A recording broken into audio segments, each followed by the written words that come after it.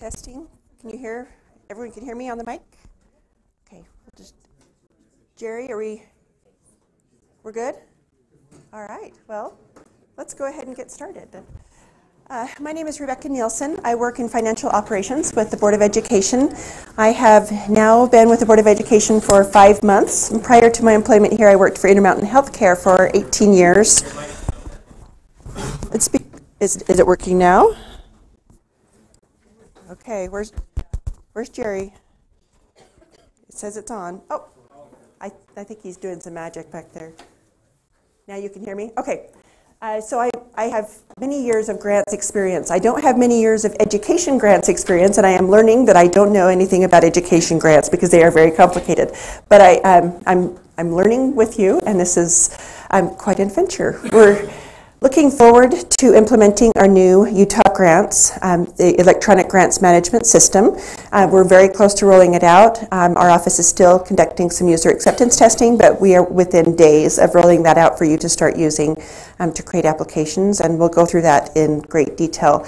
I have several people here on the back row from REI, and then also Alicia from REI. They are our vendor for this Utah grants product. And then also I wanted to note that as you start seeing emails for user invites into the system, you may see some emails from REI, you may see some emails from Salesforce, or you will see some emails from the Financial Operations Office of the Board of Education. None of those are spam. Just know that this is a product that's built on the Salesforce platform, so if you do see those emails, they are legit. And we should be notifying you ahead of time so that you can watch for your junk email to see if those come through there.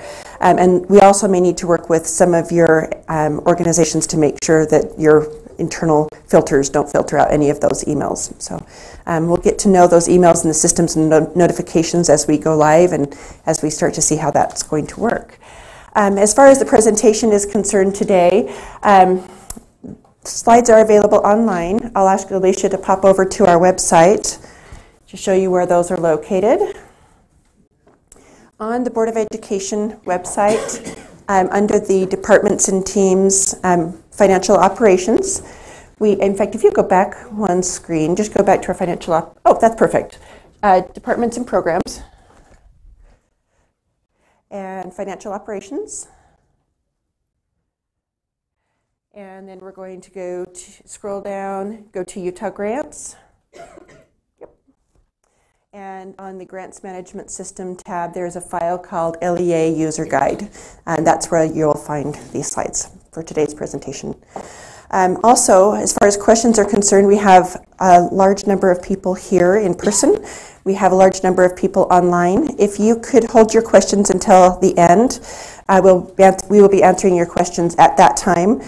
If you are online or if you want to make questions electronically, you can send them, I think that's slide number 2. You can email John McQuery. His email address is john.mcquery, McQuery, @schools.utah.gov.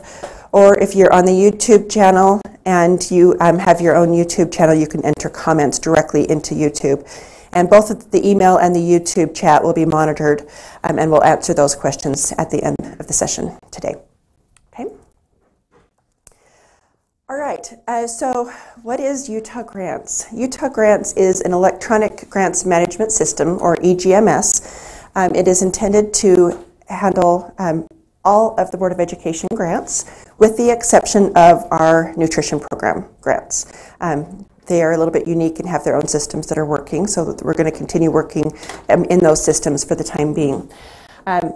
In addition, this is a system that's being used by all of the state of Utah, or eventually will be used by all of the state of Utah for our grants management. The Board of Education is the second entity, state agency that has implemented, and it's a great opportunity actually for us to get in on the ground floor and to customize and develop the system exactly as we need it for the Board of Education. So it's going to be a really great system for us. I believe most of you have already received an introduction to user roles. We submitted a survey about a month ago and started collecting some information from you and defined what the users were going to be within the system. So I will just briefly go over this if it's new to anybody. Within the system, we have several defined user roles for an external entity. We have an LEA creator, and this is an individual that will actually create a task. So being an application or a budget or a reimbursement request, it's the actual person that's completing that document. And then we have an LEA approver. So everything will go through, each of those transactions will go through a two-step approval process. We'll have a creator and an approver. We can set up multiple creators in the system, and we can set up multiple approvers in the system. An approver has the same access and functionality as a creator, so you can go in and do exactly what the creator is doing, but you can't create your own stuff. So if you are an approver, just make sure that there is also another approver that can approve your things. If I'm a small charter school and there's only two of us and we divide our programs, we can both be approvers. I would create my things and send them to the second individual to approve, and vice versa. Okay. Also, there's a key point of contact approver. This key point of contact is the default for routing of approvals. Also, this key point of contact has a little bit of additional functionality as well as far as managing the organization and managing the users within that organization. And then we have several user types within the Board of Education. Just quickly, we have our financial operations, or throughout the slides you'll see that as being FinOps, that's my office. We have grants management, a grants manager, and also a program financial specialist. Okay, so as far as workflows are concerned, this program is a cradle to grave. It's going to replace the UCA, and it's going to replace all manual ways that we're collecting applications, collecting reimbursement requests, and also eventually progress reports. So cradle to grave, meaning starting at the program creation level and all the way through a grant closeout. We'll start by the Board of Education will set up a program.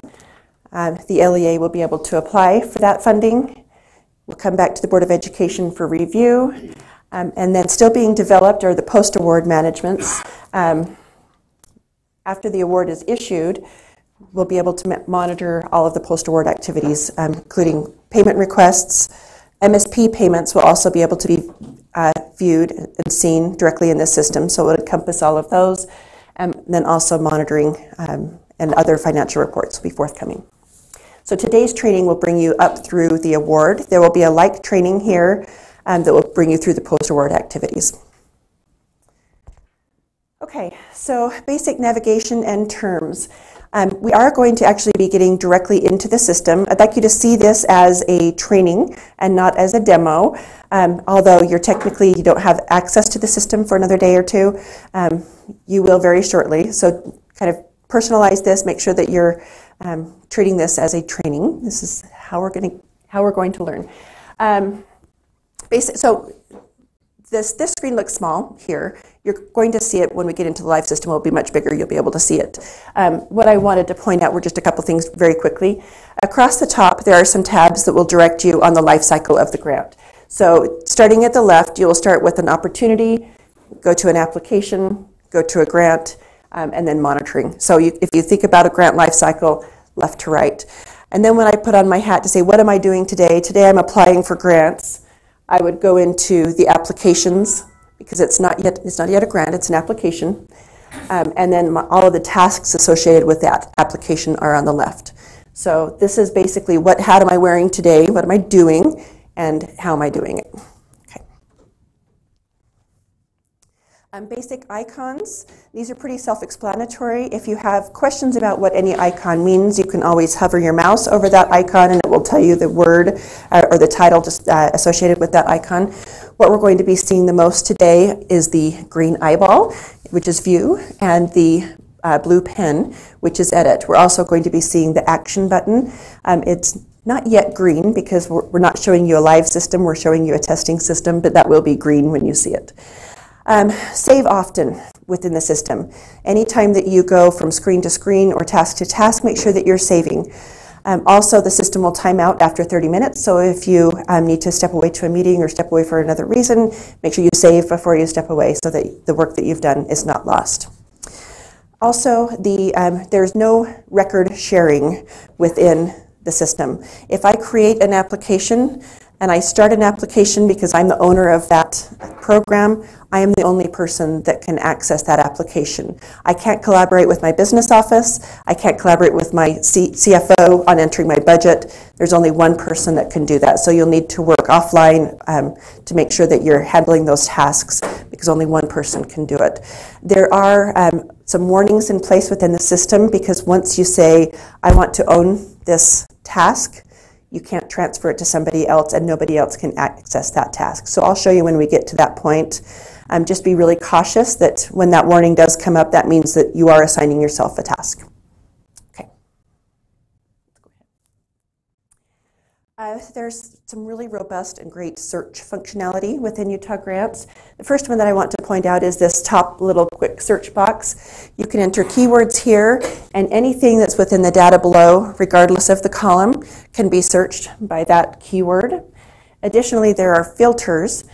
By clicking on the column name, the operation, you can say contains, equals to, several operators there, and then the value, you can enter the word that you want to search for, and then apply that filter, and it will filter your results that way.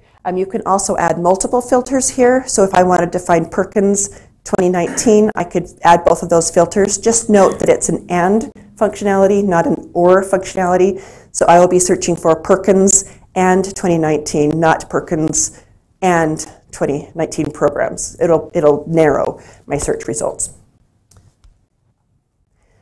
Okay, so some basic terminology throughout. I'm going to be talking about program. Program is the high-level funding source. So typically the programs are broken up into where does the funding come from, what are the rules associated with the program, who's eligible to apply for the program, indirect cost rates associated with that. So just basic high-level, here's the program that we're funding. After we have the high-level program established, we will have an announcement. This is essentially a funding announcement. A great example of this would be a competitive award where we have multiple funding cycles. I may open this up for competition in July, receive all of my applicants, see how much money we have left, and open another announcement in January for additional applications. So I can have multiple announcements under one program. And then a grant is the relationship between that program and the LEA. So essentially, we're establishing that relationship for, we're going to give this LEA money from this program. And then within that relationship, we have an award. We can have multiple awards within that relationship. So for example, if we amend any of those awards, we can have multiple, like award 1, award 2 with amendments. We can also have multiple awards with different programs. Then we will also have tasks, budget revisions, and amendments within the awards. Okay. All right, so there are several ways that grants go out from the Board of Education. I've tried to kind of take a high-level approach to what are the most used, meaningful ways that those go out. We've defined those as being pathways. The first pathway is our MSP pathway. So all MSP funding will go through Utah Grants. Nothing is required from the LEA. We will upload the allocation amount directly, and the system essentially automates the entire awarding process. You don't need to complete a budget. You don't need to complete any type of an application. You should start seeing 1/12 payments on your allotment memos. We also have some MSP programs that do require an application, and we have some formula grants. On both of these, the pathways are actually the same, but the payments are different. The application process is the same, payments are different. In the application process, we develop the allocation amount outside of Utah Grants, upload that amount, and then the LEA will receive an invitation to apply for exactly that amount that we have indicated based on the formula allocations. Within the MSP applications, those, once approved, will be allotted on the 1/12 payment methodology, whereas on the formula grants, those get reimbursed through a reimbursement request. And then the fourth pathway that we have is a competitive pathway.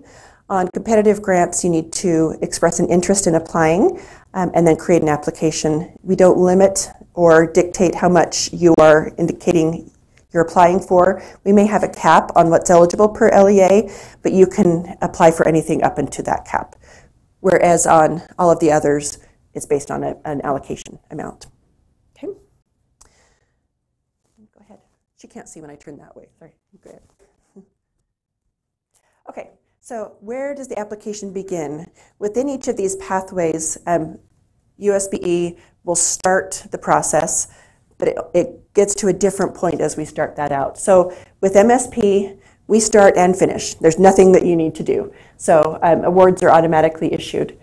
Within an MSP with application and also with a formula grant, we're actually creating a draft application and an invitation to apply when we do that upload. So you're going to find those applications within the Applications tab on the top menu bar. On competitive grants, you're creating the draft application. So you would actually go in and find a competitive announcement, indicate an interest to apply, and then start completing the application. This is a great page to bookmark for later.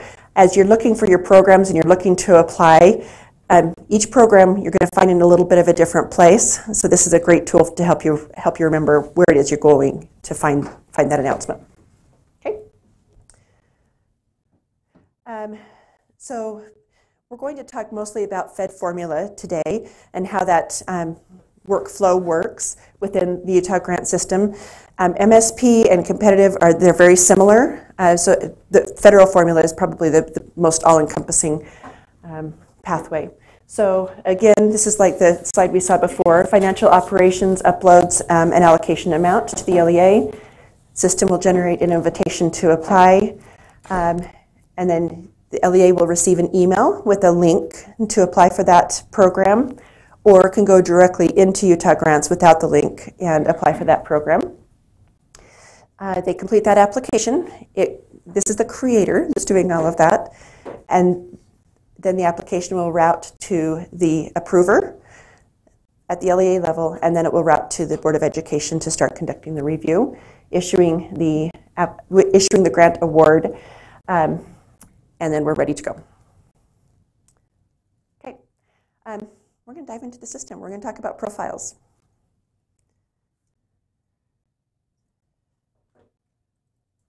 Better start grabbing my notes. Okay, so Alicia is logging in right now as, this is in our test environment, so what you see is actually going to be a little bit more blue and a little less gray. She's going to log in as an LEA approver. So what you're seeing now is the approver key point of contact role. All right, so starting on the home screen, first thing we want you to do when you log in is check your organizational profile and make sure everything looks right. So you're going to, you're starting here on the home tab, and you're just going to come here to the left and say manage organizational profile.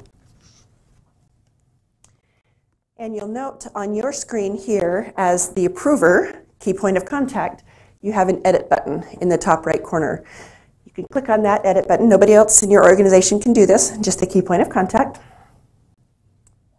And the boxes that you're able to change are boxed. And you can make any changes that are necessary here.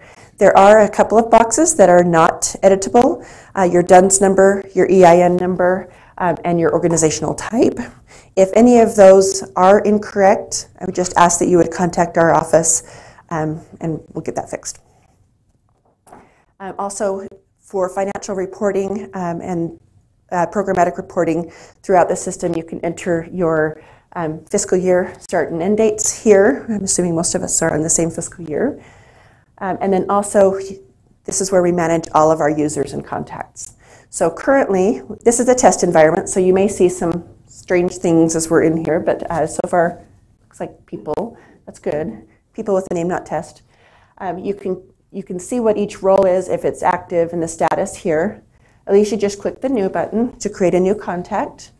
And let's go ahead and fill this out. We're going to set up a creator. Sponsoring agency is the Board of Education. You're going to see additional agencies here. These are state agencies as they implement the Utah grant system. Enter first, last name, phone number, and email.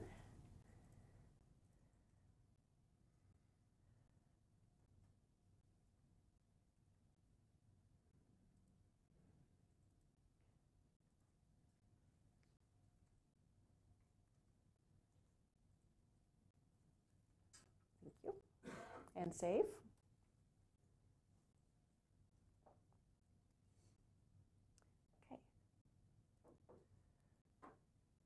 You're now going to see this user in your contact list. There's one more step that we need to follow to actually get that invitation sent. So this is the user that we set up here. The status is new, but not yet active. So Alicia's going to click on the little purple airplane, my favorite icon within within the Utah grant system. And this is going to send an email to that user to go in and finish completing their profile and sending a request to the Board of Education for that license. Because these are licenses that we are paying for, we would like to just make sure that we don't have some random person from Texas trying to log in and request user licenses. We have not limited what we are using for user licenses at this point. I don't see any reason why it wouldn't be approved unless we're starting to really exceed in our numbers, but we would like to manage that and control that cost. Okay, so that email will go out. Once approved by the Board of Education, that user is good to go and is set up. Okay, we're going to transition now from managing our entity into actually creating an application within Utah Grants. So Alicia is going to log out as the approver because we need someone to actually approve our transaction here. And she's going to log in as a creator, someone in a creator role.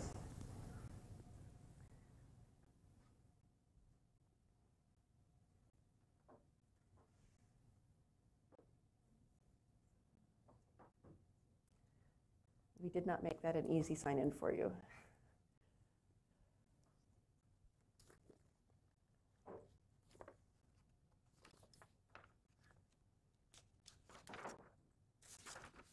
Just say not now on that, would you? Okay, thank you.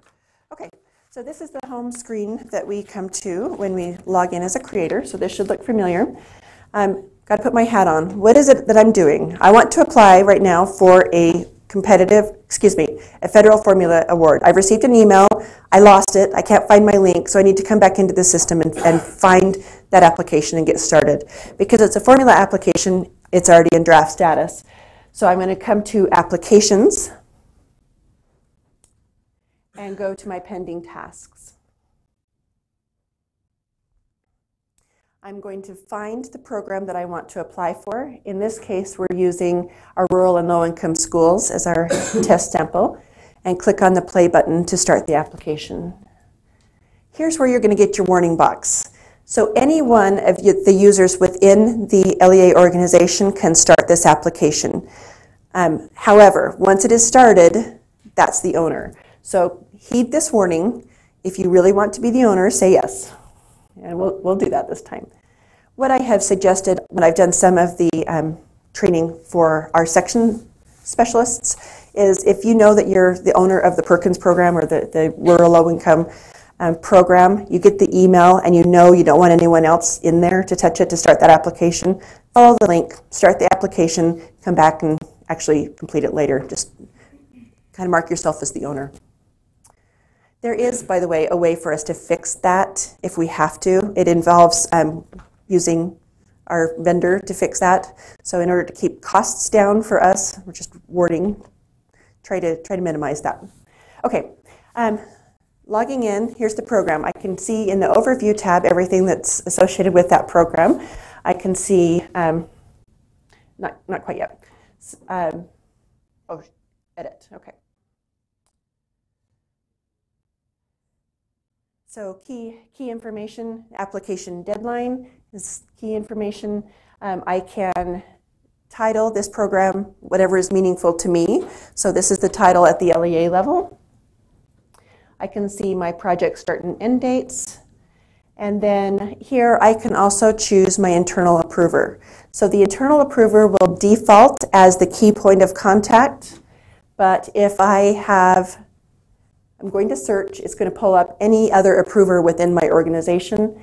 If Tom Harris is my is my boss, even though he's not the key POC, I can add Tom if that makes more sense to me. Okay, and then go ahead and enter your project abstract here. And this is a great time to save.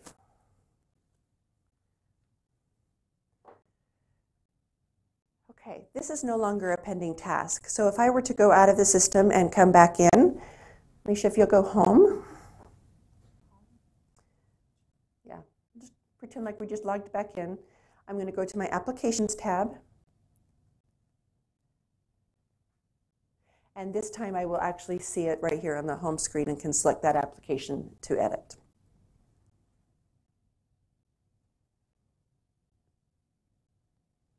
Okay, so now I'm going to actually enter the details associated with this application. The budget, first and foremost. So this is a federal formula. I have an allocation of $100,000. That's my total budget. This is how much I still have left to budget within the Utah grant system before I can submit my application. Once that says 0, then I'm good to go, good to submit. I have to budget my full amount before I can submit this application. It indicates what my indirect cost rate is for this fiscal year, and also that this is a restricted indirect cost. I'm going to enter my budget narrative. How am I planning to spend this money on this program? And click Save.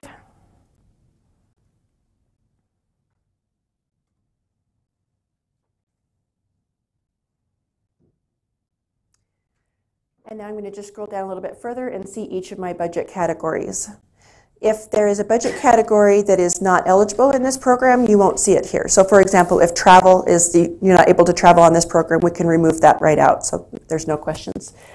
Easiest way to start entering your budget is to open each of these boxes by clicking on the pencil icon, and we just go through and click on all of them just to open them up. Okay. Let's go ahead and start. At least you have we have already found some budget lines that we want to add to this. It's going to exactly equal our $100,000 allotment.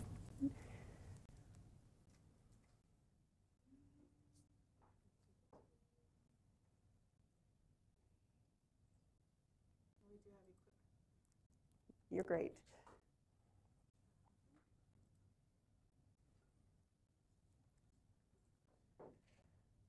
Okay, let's save at this point. When I save, it calculates. It will be to the penny. Yes, rounded to the penny.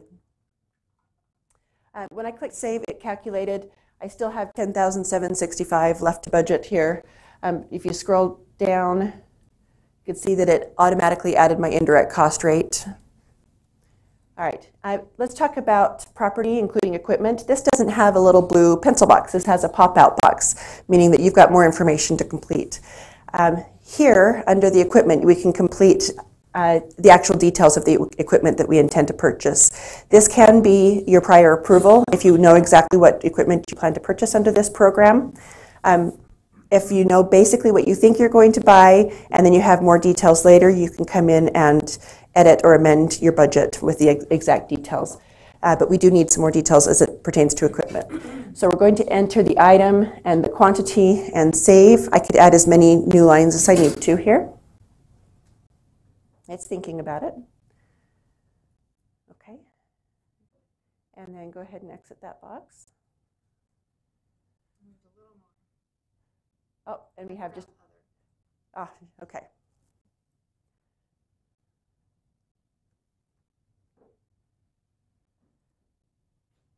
And this will calculate your indirect cost based on MTDC, or the modified total direct cost base. That will exclude your equipment and that other excluding indirect costs. So these bottom two lines will be excluded from that calculation. There. Yep. Okay, so you can see my budget remaining is 0. I've exactly budgeted my $100,000 to the penny, and my budget's looking good. So. Have I saved recently? Oh, I'm good. Okay. We're going to go to the Attachments tab. So the Attachments tab is where you're actually going to complete the meat of the application. We have some forms that will be completed here. If you're familiar with the grants in the UCA, this will be our maintenance of effort forms. also our private school proportionate share forms. You'll find those here, and the creator will go in and validate the information directly in those forms. There's also application files available. So with the announcement, we published that there are 3 PDF attachments associated with this program. We have local assurances, we have an application guide, and we have the actual application. We have defined within that application that 2 of the 3 of those are required documents. We don't need you to send back the application guide because that's just for informational purposes. Everything in this top section are things that the Board of Education or files that the Board of Education has shared with you. So attachments for the grantor. This is for you. You can view and download that attachment by clicking on View Attachment. Then you can see it there. Actually download it by clicking on the little down arrow there. Save it directly to your computer. Complete the application, complete the file, save that to your computer again. And then when that's ready to be uploaded, you'll go to this section, Attachments for the Grantor. And I'm going to add a new attachment. And I'm going to add the completed application. If you'll note on this drop-down box, there is an Other. I can upload as many documents here as I feel is necessary. These are not required documents, but if you have some supporting documentation that you think will help in the application review process, you can attach a picture of your kids if you want to. But don't do that. Take space. Okay, so Alicia's finding the file. I'm putting a description in.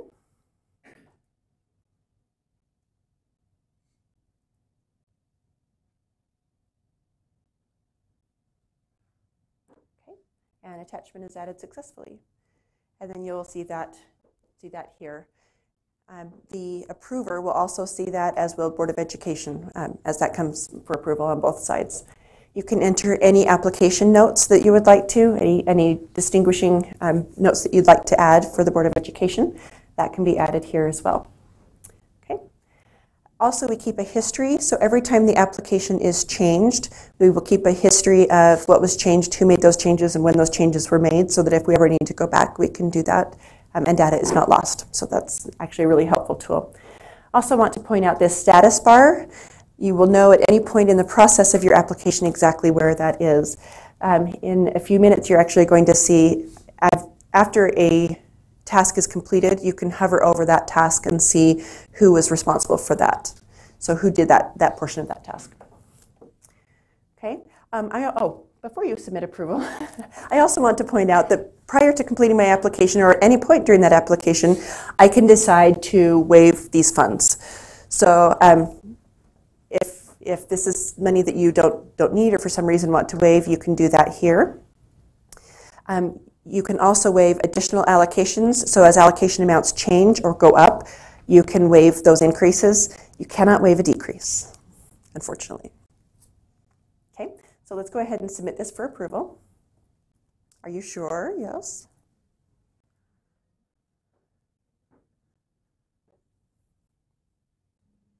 Easy peasy. So now this has gone to, an email has gone out to the approver that was indicated on Route My Approver to my internal approver person, or the internal approver can come and log in and find that within their pending tasks.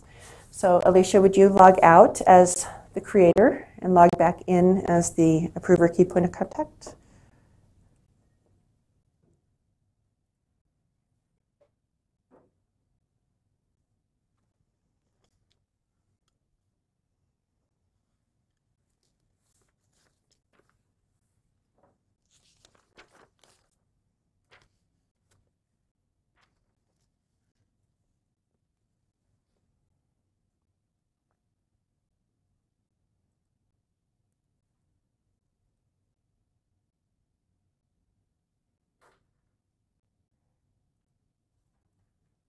Okay, so Tom is the key point of contact. Tom received an email, but he lost it. So he's going to go into the applications. That's what he's doing. He's working on applications. And then go to his pending tasks. You will see that there's a rural, this application has been submitted for internal approval by Phoebe. I'm going to click on play.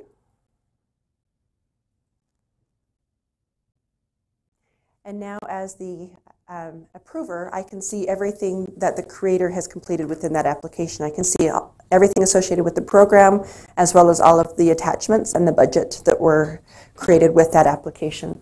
I can review all of that information and do one of two things. I can send it back to the creator for making any edits. I don't make edits as the approver. I'll send them back to the creator to make those edits. Or I can submit this to the Board of Education. So for simplicity's sake, let's go ahead and submit this application. Oh, don't be alarmed. Right now we have two buttons, a reject and send back. They mean the same thing. They both go back to the creator. There's a couple things that we continue to tweak on the system, just make them a little bit more user-friendly.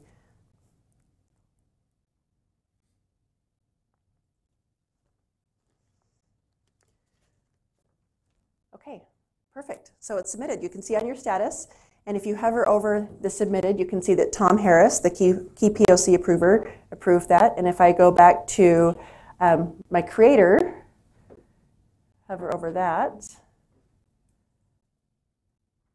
maybe? The first one, there's Those aren't showing up?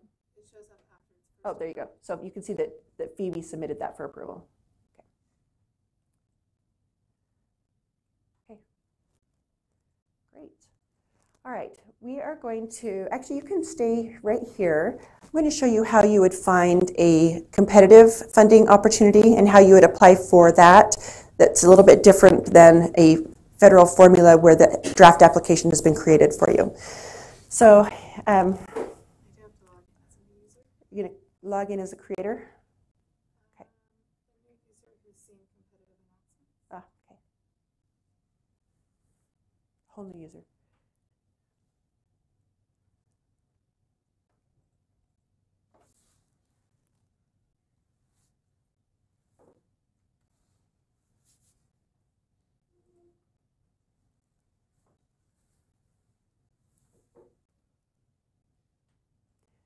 Okay, so a competitive funding opportunity is not yet in draft status. So I'm going to, on the top menu bar, I'm going to click on Opportunities. I'm going to identify, locate the program for which I want to apply. And again, I can use that quick search functionality or the filter functionality. Before we do that, let's scroll down. I think I kind of breezed over this one all the way to the bottom. So you'll note, oh, there are only 30 records. There is a lot of data, and there will continue to be an increase of data within the system. You will start seeing that there will be multiple pages. If you don't see something on the page that you're looking for, double check to make sure it doesn't say page 1 of 5. However, I wouldn't scroll to find anything. The search functionality is so robust, it works really great. Just type in the keyword. Okay. All right, so Alicia has identified the program for which she wants to apply. Click on the green eyeball action. She reviews it, makes sure this really is the program for which she wants to apply. Looks at the funding announcement. She can even look at the actual application itself and the documents. Okay. You can also see which type of an entity is eligible to apply, if it's district, charter, institution of higher education, for example. Okay, and let's go ahead and indicate that we are interested in applying for this. We're not seeing a button? Okay.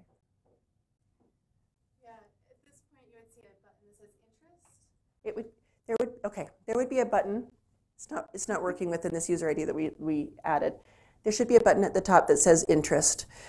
That, if you say that you're interested in that application, it removes it from the opportunity and puts it into the application status. So that's really the only difference between a federal formula and a competitive, is on a federal formula, it's already in the application status, whereas on a competitive grant, you have to express an interest, push that, I'm interested in applying for this grant, and then it becomes a draft application.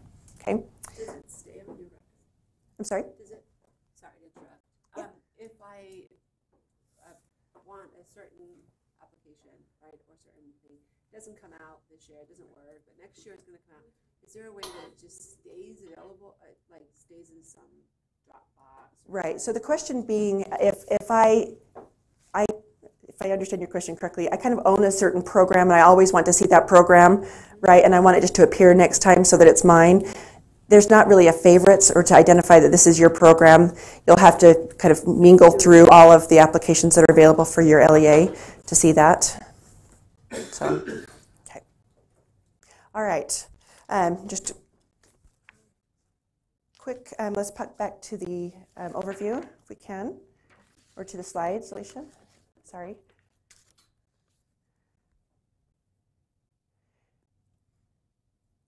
And let's pop that out so it's open. And then go on down to the last slide for me. Essentially, this is the end of the training portion of this meeting. And I would like to now answer any questions that you have about the Utah grant system or how we're implementing it at the Board of Education. I have some people here helping me out, so if it's a system question, I can probably answer you. If it's a program question, I have some people that can help. But if you will hold off your questions until you have a microphone in hand. Who has the microphone? I have the microphone. All right, I will bring you a microphone. Just starting front to back. Okay, so just to clarify on the creator versus the approver, we were told in our last meeting in the finance training that an approver can also be a creator. That's correct. An approver can also be a creator. But they cannot approve their own creation. Yep. You got it. And so, and now you're just saying that once a person starts creating a grant, they're the ones who own it, and no one else can get in to edit, like the finance person. That's correct. So the finance person needs to give the details to the creator, and they enter it. You're right. Okay. That's how that needs to work. And owning the application is only in the draft status. Once it gets submitted, the approver still has to get in and approve it, but the approver can't get in and make any changes to that application. Okay.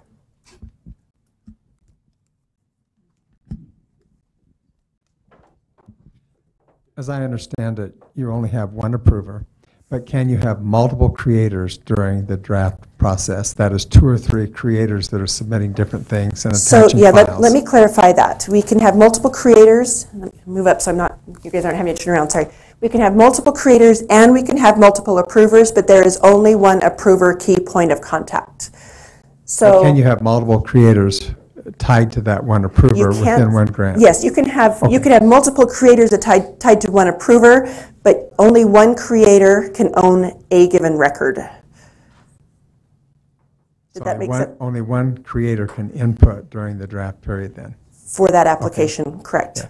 And every time you change roles, you've got to exit the application and then re-enter. You cannot just we were showing you that because it was actually 2 different people doing the task. Okay. So if I'm the creator, I don't have to go in and out. I can go in and complete my piece, okay. And then the approver will get an email and can go in and actually approve that. So I was trying to show the 2 different roles, the creator and the approver, but you don't have to log out and log back in. Okay, good. Okay. Thank you. By the way, as far as creators and approvers, we do have a document that's available on that same financial website that describes the workflows for the creators and the approvers. So if you have questions, keep asking, but there is a document that's available. Are there, what common educational grants will not be part of this system? That we still have to go out and do another grant through some other means?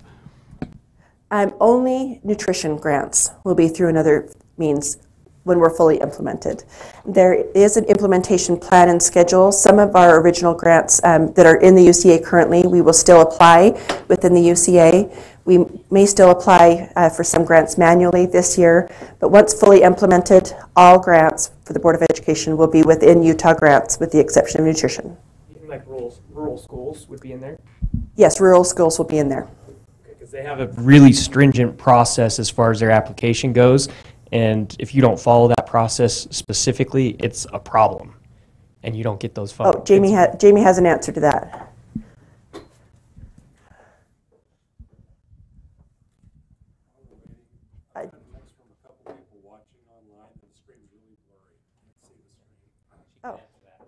Oh, okay. We know, thank you.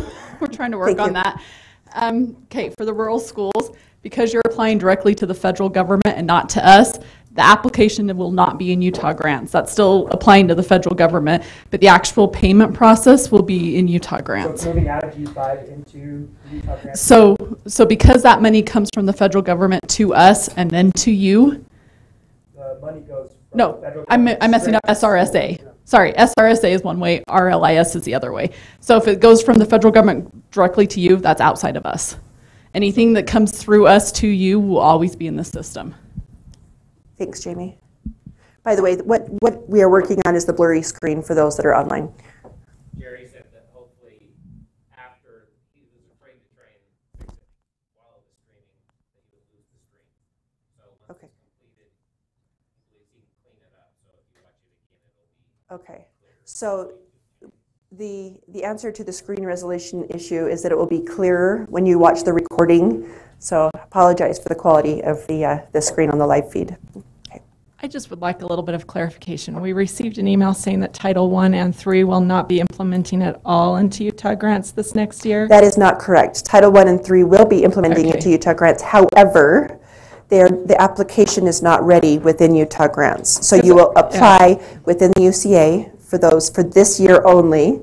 Once the final allocation amount is given, we will actually flip and have you complete your budget within Utah grants so that your budget is, excuse me, I better say that correctly. We will flip, and I did say it right. Your system will be set up in Utah grants. You'll complete the budget there so that you can start drawing on the funds in Utah grants. Okay. So the application will be in the UCA. Once the final allotment memo is issued, we'll have you complete the budget within Utah grants. Then you can make payments there. Is that Okay. just Title I and Title III, or Title II, Title all? Okay, so again, on the website, there's actually a document that has all of the programs and all of the plans for how the applications will be handled this year. In fact, Alicia, I'm going to have you go there now so I can show you what that looks like. If you go to the financial website, or the finance page, so here under fiscal 2019 existing programs, yep, there's a PDF that gives the name of the program, the section that it's in, the program code, and how the application will be handled. Manual means you're emailing it back and forth. The UCA, if you've always done it in the UCA, you'll continue to do it in the UCA. If you scroll down, you actually see that we are going live with applications in Utah grants for IDEA and for the Perkin programs initially. So it's a limited rollout for applications, but when you do receive the final allotments, we will make that flip so that you complete your budget within Utah grants, and that way you can be able to manage your actual costs and reimbursement requests within Utah grants. So That answer that question? it did. There maybe needs to be a follow-up email sent to people because our Title I and III directors got an email saying that the whole management process will be going for the whole year and not to even show up to the training because... Oh, okay. So We will clarify that. Okay, thank you. So a question on the, so there's a creator that creates the application and the budget and all of that. So what about who makes the billing on that? Is there a different creator or is that has to be the same? It can be any user, but so if you created the application, you don't also have to create the payment request. It can be any user for your organization. And then that payment request also needs to be approved. So it's going to route to an approver also that way, but they can be different people. Okay. So the creator, a creator of an application or a creator of a payment request, they're separate. And will there be training for the payment creators? There will be a training for payment creators. There will be an additional training after this one, probably closer to August or September when we turn on the post-award management, where you'll be able to see how do you do a reimbursement request, how do I run financial reports, how do I manage the post-award side of this grant. Let's say a key point of contact changes. What do we do? You call me. Or you call your program contact and we'll get it changed. We can change that on our side.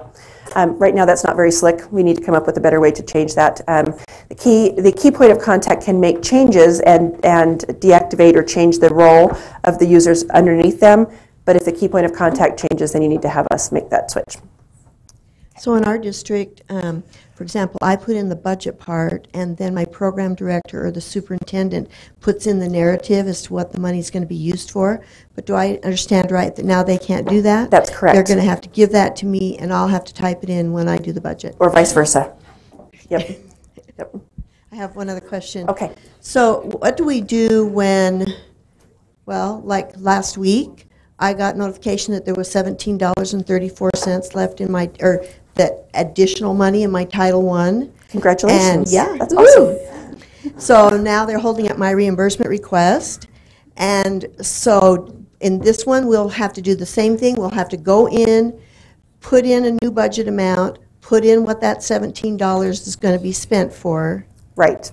You will, for every budget allocation change, you will need to complete a new detailed budget. And will we get a notification of that Yes. there's extra money in there? Yes, you receive a notification of each allotment change. Are you going to hold up reimbursements again for that process until the budget's changed? So Yes. one change in the system, in the new system, if you get, we randomly will get additional money from the feds. We have no control over that, I'm sorry. We got a second revised final from the feds this year, so super excited about that. And it affected Title I and Title II funds. So when we put that money back out through the application, you may get 17 additional dollars. It may be $5. So in the system, when that alert goes out, you have the ability just to waive. If you don't want the $5, you can waive that and it's gone. You won't have to redo it. But if you do want the money, you will have to reallocate your budget and then submit another reimbursement request. But the approval, That wave button was, and we do the wave there. yeah, that waive button will be there that you Right. can go So in and waive essentially, the when you additional receive a amounts. new allotment amount, it opens the application again for you to submit a revised application. At that point, it will look exactly like what you saw for the initial application. Just click the waive button for that additional allotment amount. So when we submit an application or a reimbursement request, what is our expected timeframe for receiving that money? As we're nearing the end of the fiscal year and we're trying to draw down on the remaining funds, I have always heard that if you submitted it before the 10th, you would get it that month, in that month's reimbursement allotment memo. Is that still the case? Right. So Jamie, because can Title you talk II about has timing? been an issue before, and so we want to really Okay. understand how we're going to, the time frame by which we're going to get those reimbursement requests. The nice thing is that it's all going to be within the system, right? So we're not chasing emails, we're not chasing reimbursement requests that are going manually, right? So that's one thing. It'll be centralized as far as the processing. So Natalie sent out an email, which is right on this screen right here, about when you need to submit your reimbursement requests, when they need to be received by our program people in order to be paid on the next month's allotment. Because we're now going through the state's accounting system, our deadlines have changed slightly. So if you did not receive that, let me know, but we'll again send that out for the next fiscal year, for fiscal year 19. We have streamlined the amount of approval requests in Utah grants. It's down to just 4 approvals, 2 being accounting and 2 being the programmatic person. Unless the programmatic person, there's only 1 in that section, and then it's only 3 approvals instead of the 8 or 9 that it was before. So we're hoping that as soon as things get into Utah grants, that payments come out a lot faster.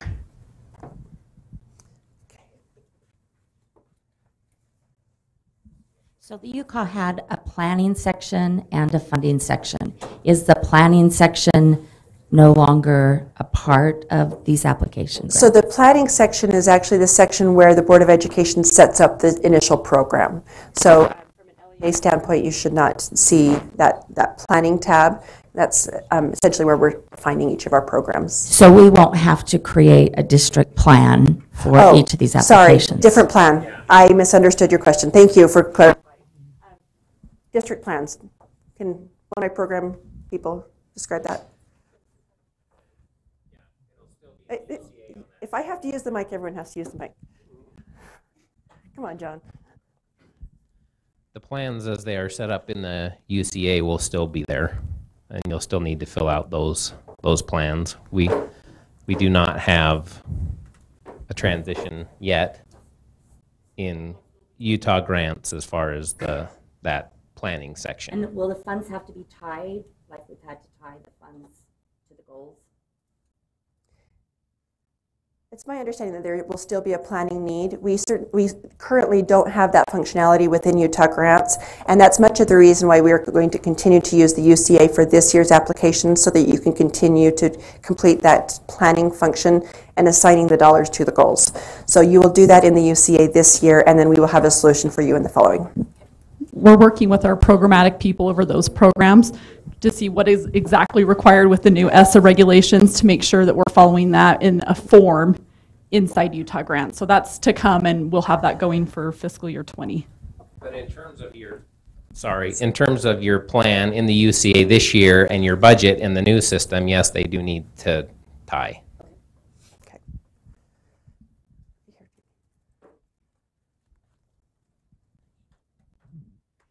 So if I am the creator of the grant, am I going to have to be the person to request the reimbursement? No, those can be different individuals. Okay. And with my accounting background, I would say it should be different individuals. Other questions?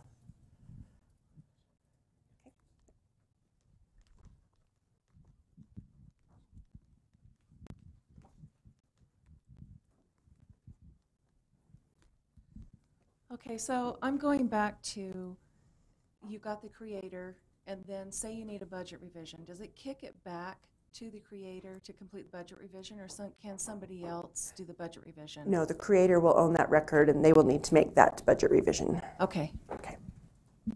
It's still theirs. Okay. Other questions? Were there any questions online that we need to address? I'll come back. No? Okay, a couple more questions in the room. Start here, then here. So this year, we just do the UCA as usual. And do we also do this too in parallel? Yes. Okay. The systems will be running in parallel. For applications, the system will be used for IDEA and Perkins programs initially. Okay. The UCA or manually is how we're going to handle the applications. However, we will not be able to process any payments or reimbursement requests in our old system in the fiscal year 19. Okay. So by fiscal year 19, August or September, you will be required to have all of your grants within the system. You'll need to complete a detailed budget for each of those grants, have them submitted and approved before an award can be issued. So that may be a little bit of a workload as we start rolling out and implementing all of our grants, that we need to complete those detailed budgets for each program and submit them here, even though for many of them we've already done that manually or we've done that through the UCA. Okay. With the reimbursement requests, is there a requirement or a section where we submit the supporting documentation? Yes. So that then we're not going to be delayed with reimbursement because there's going to be an email saying, hey, I need something to go with it. No, there is Yes. an opportunity to attach your supporting documentation. An opportunity, or is it a requirement, or is it just? It depends. We can decide. It's an option. We can make it required or it can be optional. Depends on the program, is my understanding. So the final FY18 allotment that comes out in the end of July, the request will still go through the UCA for that allotment memo, right? Yes. And there's for 18. So I didn't see a deadline for the July allotment memo. I just see June. Do we know what the deadline is for the July 9th. July 9th? July 9th. That went out. Okay. I must have missed it.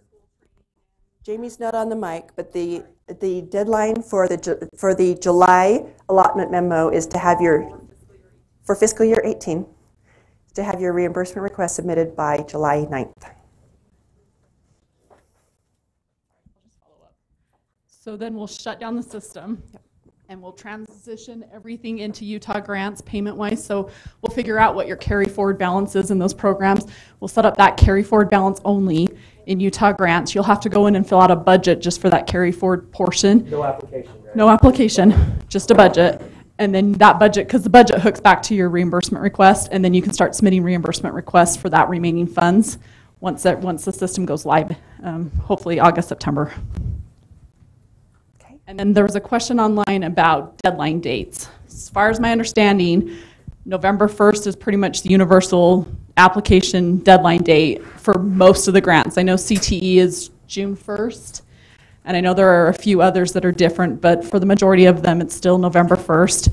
We will send out an email again like we did last year with all of the dates for when the program people need to receive your reimbursement request in order to get payment by X date for the allotment memo. So that will be coming.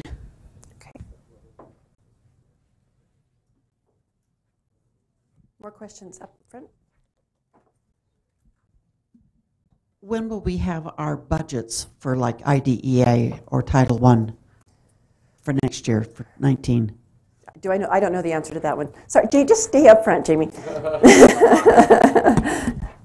We have not received our federal award letter yet from the feds. They are late again this year, so my answer is I am unsure.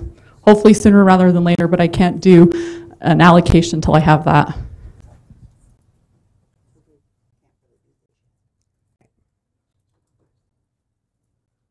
Okay. I appreciate everyone attending today. I know you've thought this was a 3-hour training. I'm glad that we could give you 2 hours back. This is unaccounted for time, so I don't care what you do with the next 2 hours.